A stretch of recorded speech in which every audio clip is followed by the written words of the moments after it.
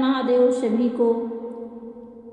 आप लोगों के बीच बहुत ही सुंदर साईं शिव जी का भजन लेकर के आई हूँ।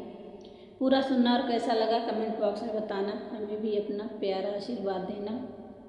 भोले बाबा गौरा जी से क्या कहते हैं इस गीत के माध्यम से सुनाती हूँ।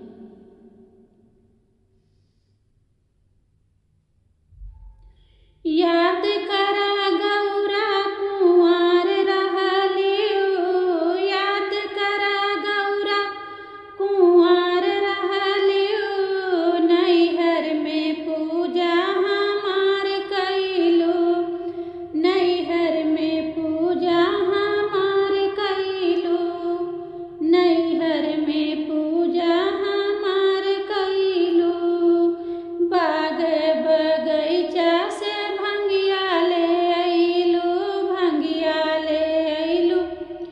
गौरा भंगिया ले अइलू, बाग बगैचा से भंगिया ले अइलू, भंगिया ले अइलू, गौरा भंगिया ले अइलू।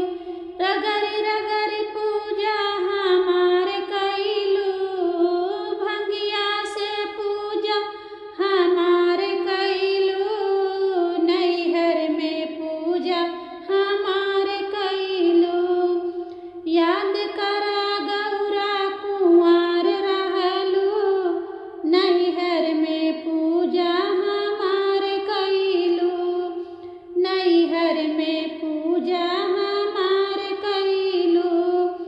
काशी बनारस से जलवा ले अइलू, काशी बनारस से जलवा ले आयु, जलवा ले आयु, गौरा जलवा ले आयु।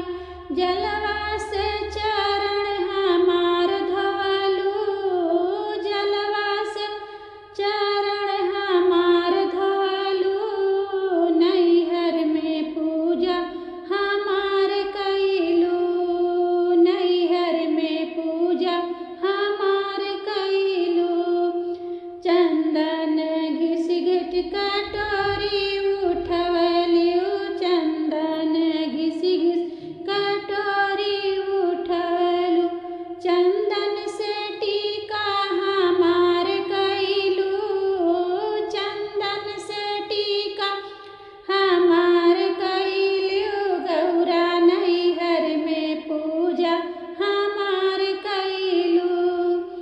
याद करा गौरा कुंवार रहलियो, नैहर में पूजा हमार कइलू, नैहर में पूजा हमार कइलू, नैहर में पूजा हमार कइलू।